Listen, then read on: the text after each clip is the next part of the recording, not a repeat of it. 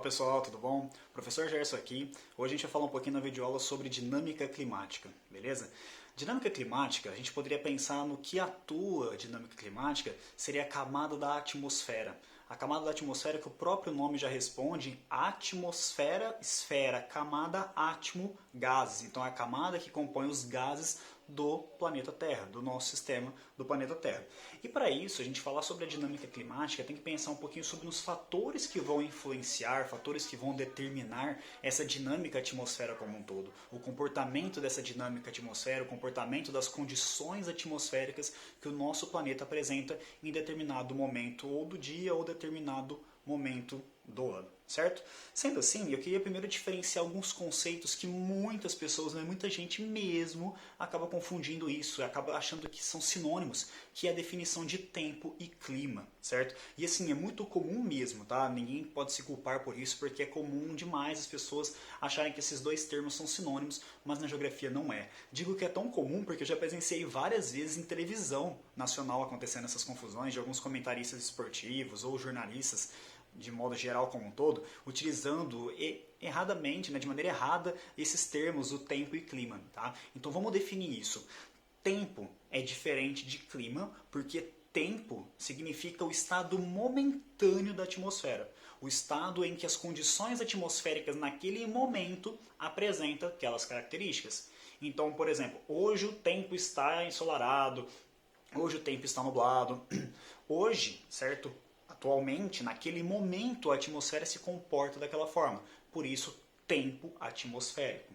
Enquanto a definição de clima já é uma coisa mais ampla, já é um momento, um tempo maior, já é um local maior, tá? Então, realmente, o estudo de clima estima-se que é de 30 a 35 anos para determinarmos o clima de uma região. Por exemplo, clima tropical, tropical típico, tropical de altitude, temperado, polar, já seria um local maior, não apenas um micro local, tá? Então, pensando em macroclima, mesoclima, um ambiente um pouco maior e de uma escala de tempo maior a ser estudado. Então, enquanto o tempo atmosférico seria diariamente, o momento em que as condições atmosféricas possuem características daquele local, daquele momento, o clima já é um pouco mais longo, já é um estudo de 30 a 35 anos para identificarmos características em que vai determinar se o clima possui características de um clima tropical, temperado, polar, entre outros. Beleza? Então tempo e clima são completamente diferentes, não são sinônimos. Certo? Além disso, dentro da atmosfera, ela possui várias camadas. Tá? As principais são duas, a gente tem a troposfera e a estratosfera. Na troposfera, primeira camadinha aqui da atmosfera, pensando nas condições atmosféricas, é onde acontecem fenômenos como vento, como a chuva, como relâmpagos. Todos esses eventos acabam acontecendo na troposfera e ela por isso é muito mais estudada, é muito mais analisada na geografia do que as demais camadas que estão acima. E um pouquinho acima da troposfera nós temos a estratosfera, que também é muito importante porque é onde mais se concentra o ozônio, que seria essencial para manter as condições habitáveis no planeta Terra. Tá? Então tem várias camadas, mas as principais que são estudadas na geografia são a troposfera, onde acontecem os eventos meteorológicos, onde acontecem os eventos que nós estudamos para determinar o tempo atmosférico, tá? O clima de uma região, e também a estratosfera, um pouquinho acima, onde temos a maior concentração do gás ozônio. Beleza? Além disso, eu queria diferenciar dois conceitos também que muita gente acaba achando que são sinônimos ou não entendem a diferença. Conceitos esses de elementos climáticos e fatores climáticos. Então vamos definir com calma, tá? Elementos climáticos primeiro. Elementos climáticos são grandezas meteorológicas que variam de acordo com o tempo e o espaço. Ou seja, são grandezas, como o próprio nome fala, são elementos que o clima acaba apresentando. Dentro dos elementos climáticos, eu posso citar a questão da temperatura, a umidade e a pressão atmosférica. Então, temperatura, umidade e pressão atmosférica são os elementos que o clima vai possuir. O clima vai ser diferenciado de acordo com a diferenciação desses três elementos climáticos: pressão atmosférica, a temperatura e a umidade dessa região, certo? Isso é completamente diferente de fatores climáticos. Os fatores climáticos são fatores que vão influenciar os elementos climáticos. Influenciando os elementos climáticos, o clima vai ser completamente diferente. Então já são grandezas menores, certo? Em que elas vão alterar as condições dos elementos climáticos. Dentro dos fatores climáticos, eu posso citar a altitude, o relevo, a latitude, maritimidade e continentalidade e também as correntes marítimas. Então vamos por partes. Elementos climáticos, grandezas que vão influenciar, que vai variar de acordo com o tempo e espaço. Posso citar então temperatura, umidade e pressão atmosférica. Enquanto os fatores climáticos são fatores que vão influenciar os elementos climáticos.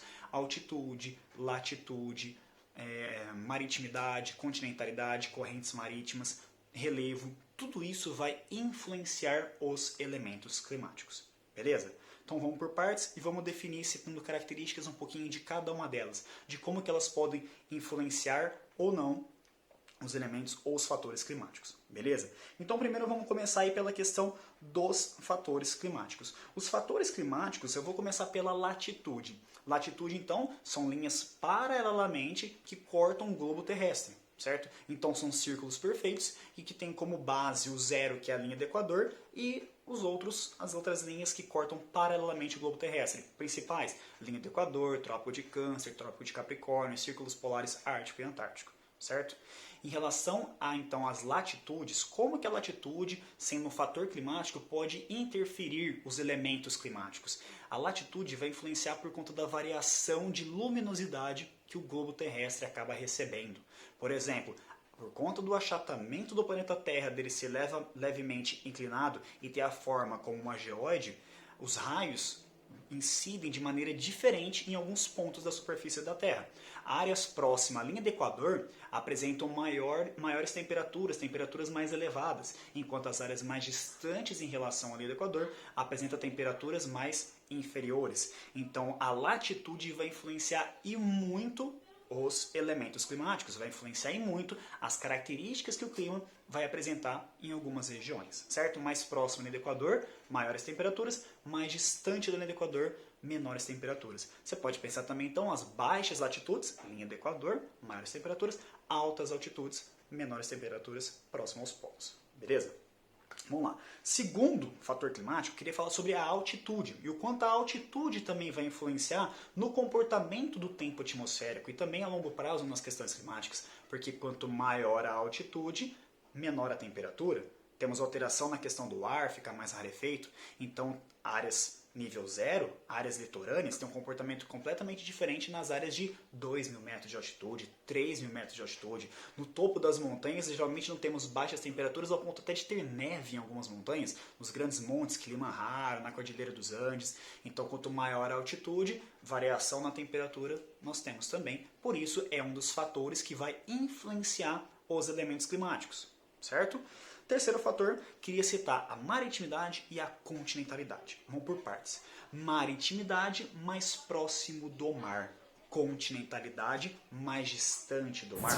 Na maritimidade, nós temos aí uma amplitude térmica menor, porque a água ela consegue reter mais calor, ela consegue absorver calor por muito mais tempo. Diferente da continentalidade, mais distante dos mares e oceanos, em que a superfície do solo ele acaba tendo uma amplitude térmica um pouco maior pelo fato de perder calor muito mais rápido do que a superfície da água próxima aos mares e oceanos. Então, maritimidade, amplitude térmica menor, enquanto continentalidade, amplitude térmica maior. Por exemplo, quando você vai no litoral, na praia, geralmente no finzinho de tarde, você coloca os pés lá na água, ela não está tão fria assim, ela consegue conservar um pouco do seu calor. Ela demora um pouco para realmente perder o calor, como no solo. Por exemplo, num deserto, não temos variações de temperatura muito rápidas, todos os dias, nos dias de tarde muito quente, à noite muito frio, ao ponto de que essa oscilação de temperatura é tão grande que as rochas acabam não aguentando, muitas delas acabam sofrendo erosão, acabam se esfarelando. Então por isso que na maritimidade nós temos uma retenção de calor maior, enquanto na continentalidade nós temos uma menor retenção de calor. Sem sombra de dúvidas, isso também vai influenciar em muito os elementos climáticos.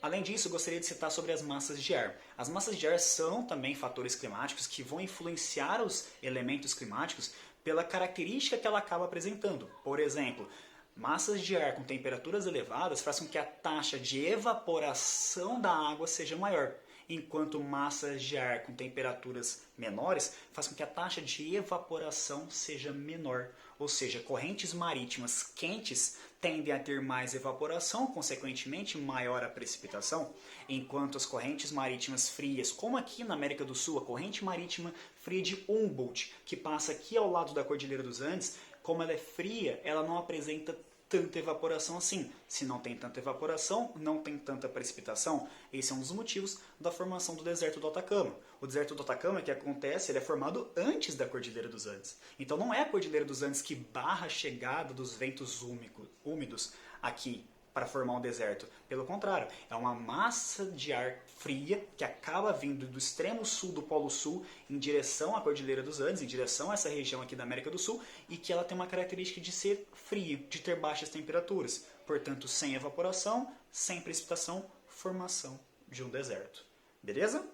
E seria isso, pessoal. Eu coloquei junto então correntes marítimas junto com as massas de ar, também maritimidade, continentalidade, altitude e latitude. Faltou eu falar um pouquinho do relevo. E o relevo ele tem o papel então também de ou facilitar ou dificultar a transição dessas massas de ar, o fluxo dessas massas de ar. Por exemplo, relevos de altas altitudes podem impedir a chegada de uma massa de ar. Se ela for úmida, impede a chegada de umidade.